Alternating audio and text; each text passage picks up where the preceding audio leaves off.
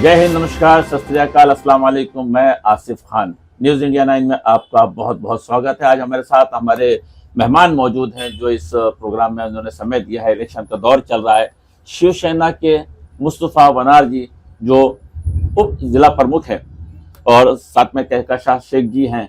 आइए हम अपने प्रोग्राम की शुरुआत करते हैं बिना वक्त ज़ाय किए।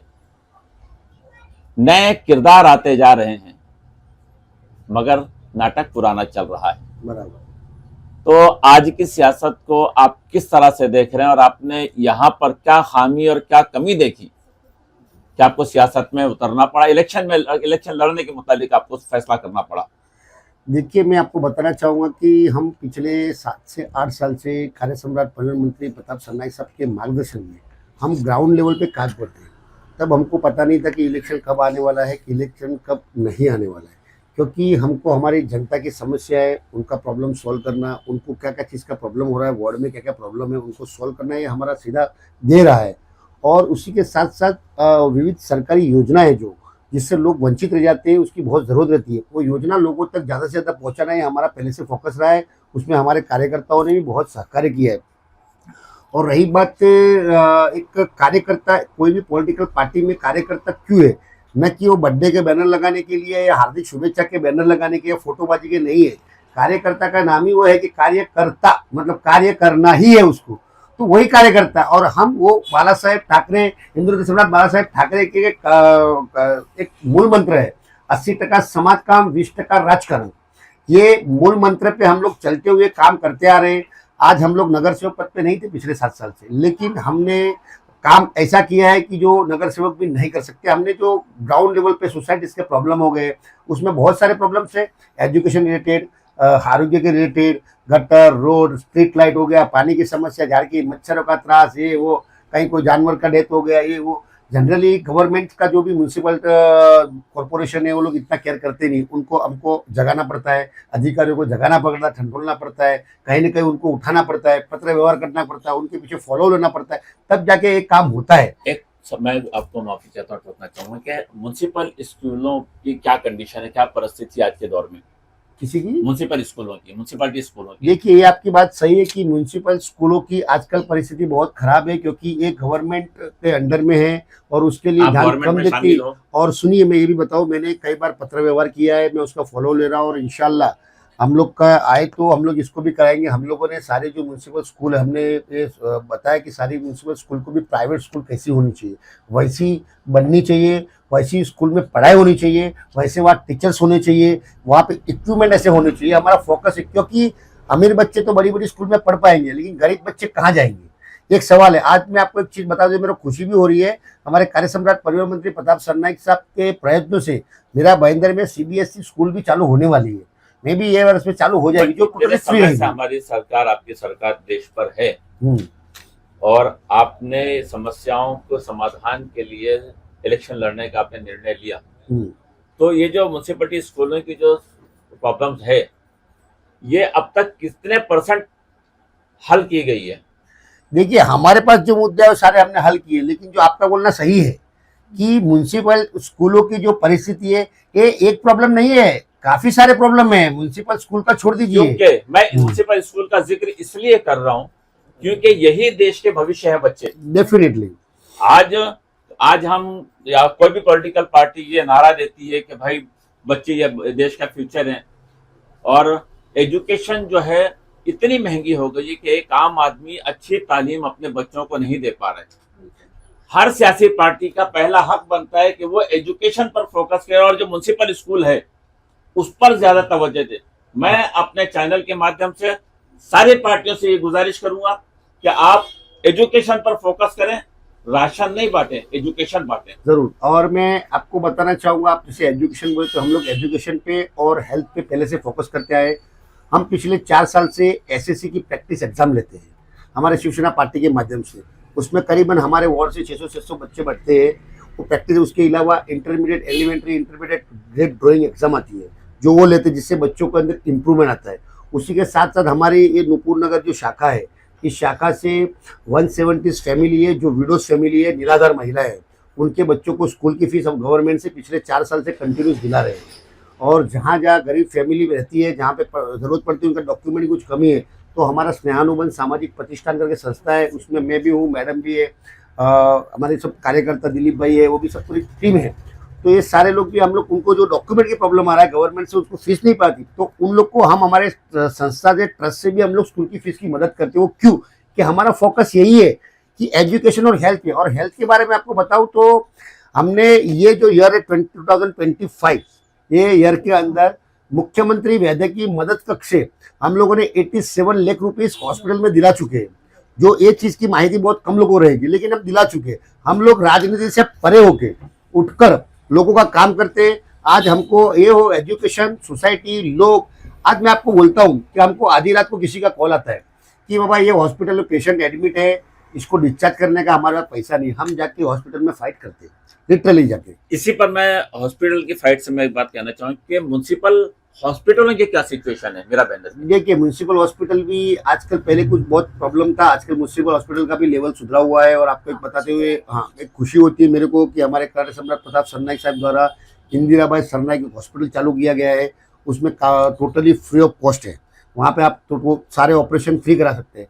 आपको मैं एक चीज़ और बताना चाहूँगा कि देखो, मैं आपको पहले बोला कि सरकारी जो योजना है उसकी अवेयरनेस नहीं होने की वजह से कई लोग पीछे रह जाते हैं, या कोई लोग कोई चीज़ का अपना ट्रीटमेंट नहीं, चाहे एजुकेशन रहने दो या हेल्थ रहने दो।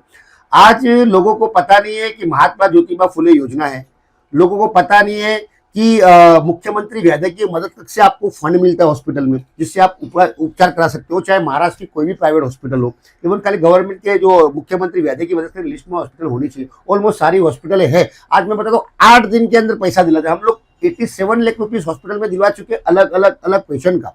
तो ये अवेयरनेस फैलेगी तो बहुत सारी चीजें हो सकती है, और हमारा यही है।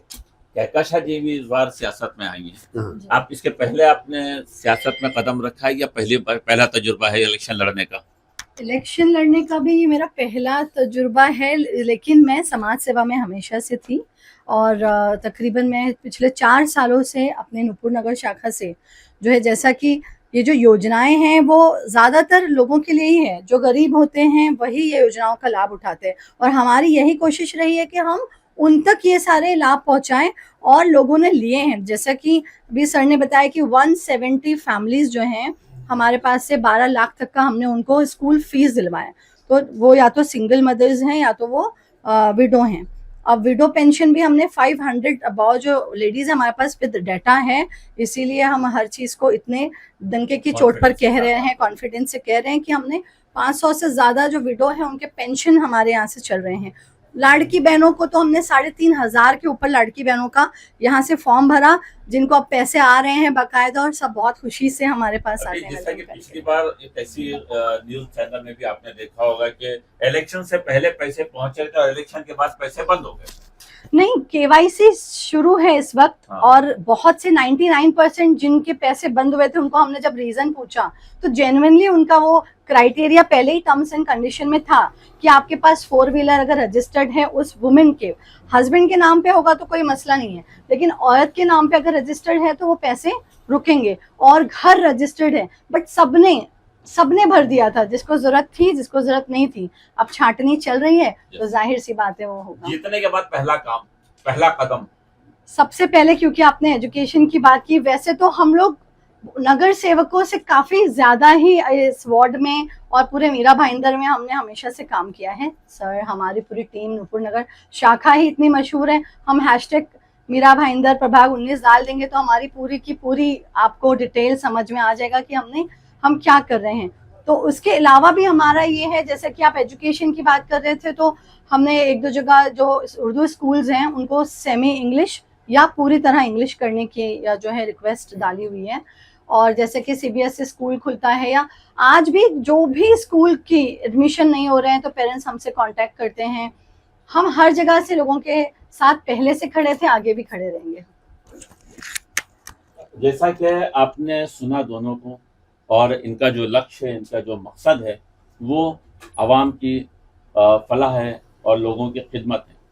मैं अपने चैनल के माध्यम से ये कहना चाहूँगा कि जो सच में ज़रूरतमंद हैं, जिनके बच्चे अच्छे नंबर से पास होते हैं, क्योंकि पेरेंट्स की पहली जिम्मेदारी होती है, माँ पहले स्कूल, पहला मदरसा होती है, तो सबसे पहले जो बच्चे अच्छी तालीम हासिल कर सकते हैं, अच्छे नंबर ला रहे हैं, वो राब्ता कायम करें।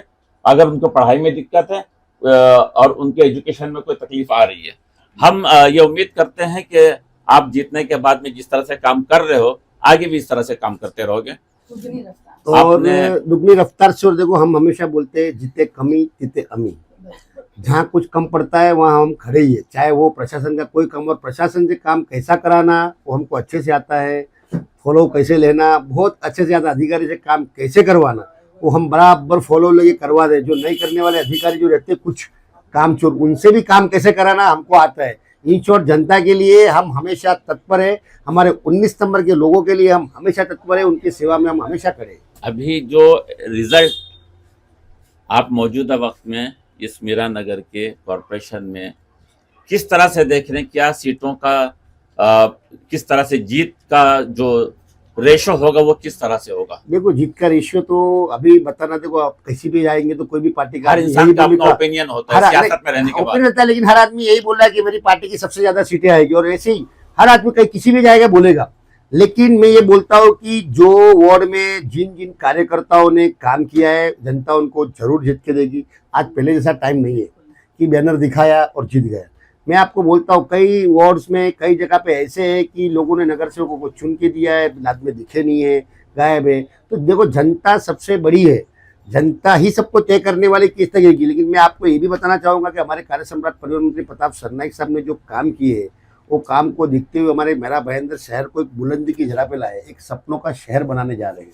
और आधा तो शहर बना चुके, अच्छा विकासशील हो गया है। आपको मैं गिनाने जाऊँगा तो आपके दर्शकों को 15, 20, 25, 30 मिनट लगेगी उनके काम के, खाली एक बोलने जाओगे वर्डिंग तो भी। तो जरूर बात है कि जनता हमारे शिवसेना पक्ष के साथ है, और शिवसेना के हमारे सारे कैंडिडेट को जरूर ज़्यादा से ज़्यादा मतों से जिताएं। मैं अपने चैनल के माध्यम से ये कहूंगा कि आप पार्टी मत देखिए, जो बंदा आपके लिए बेहतर काम कर रहा है, जिसका रिकॉर्ड अच्छा है, जिसने खिदमत के लिए वक्त दिया है, आप उसे चुनिए। क्योंकि पार्टीज में, हर पार्टीज में अच्छे और बुरे लोग होंगे, लेकिन अच्छे लोग सियासत में चुन के आने चाहिए और अच्छा रिजल्ट आना चाहिए। आप दोनों ने हमारे चैनल को वक्त दिया, हम आपके बहुत बहुत शुक्रगुजार हैं। हम फिर जल्दी मुलाकात करेंगे, और तब तक के लिए कैमरामैन कलीम बेग के साथ आसिफ खान को इजाजत दीजिए। जय हिंद।